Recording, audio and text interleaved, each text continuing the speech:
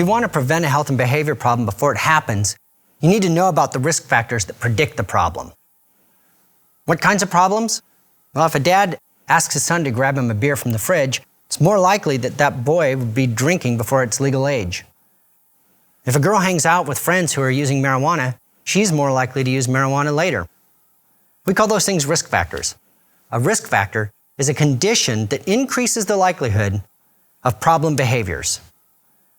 Understanding risk factors is one of the key foundations of the Communities That Care process. How do we know about risk factors and where did they come from? Well, we've looked at hundreds of studies across 30 years. We've looked for consistency of risk factors in at least 2 well-documented, well-designed studies that follow young people across development. What did we learn from these hundreds of studies? Well, the first thing we learned is pretty much common sense. We learned that children are influenced by every domain they grow up in. They're influenced by the community, the school they go to, their family, and within the individual and their friends. And why is this important to Communities That Care process? Well, it's important because we know that in order to be effective, you have to look across all 4 of these domains. And you do this in order to see where these risk factors are affecting most of the kids in the community, and that's where you want to intervene. The second thing we've learned is that risk factors can be present across development, from prenatal through high school. Kids who are aggressive in 1st and 2nd grade, for example, are more likely to be violent later in life. Or kids who don't have the skills to refuse drug offers in middle school are more likely to get involved in drug use. Why is this important? Because you want to provide preventive interventions across the developmental span. The third thing we've learned is that risk factors predict multiple problems. For example, kids who have low commitment to school and don't value education, they're more likely to be involved in substance abuse, delinquency, violence, teen pregnancy, and dropping out of school. Another example is high family conflict. Now, we all have some conflict in our families, but in families where there's high levels of family conflict, those kids are at risk for a broad range of problem behaviors, including violence, delinquency, school dropout, teen pregnancy, substance abuse, and even depression and anxiety. Why is this important?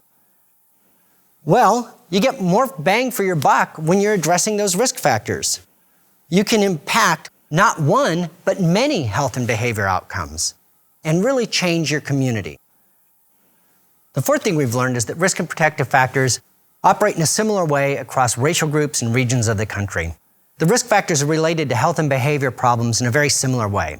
For example, if you have high family conflict in a Latino urban family, that predicts health and behavior problems. Or if you're a white kid living on a farm in a rural area in a family with high levels of family conflict, that predicts health and behavior problems. So high levels of family conflict is a risk factor, whoever and wherever you are. Why is this important? It means that the science of prevention applies to your community. Now, you may be thinking, the situation in my community is unique. And it is. And this is the reason that Communities That Care is important. It helps you understand the actual levels of risk exposure to these factors that are unique to your community. Now, before I leave the topic of risk factors, I want to talk about the other side of the coin, protective factors. Protective factors act like a shield to buffer against risks. For example, strong family bonds can buffer a child against the risks of growing up in a disorganized neighborhood, where people moving in and out and people don't know their neighbors. And finally, it's important to keep in mind that these risks and protections are measurable. Communities That Care provide you an important tool to measure risk and protective factors, the Communities That Care Youth Survey. It's a tool to get a concrete measure of these risk and protective factors that are unique and important in your community.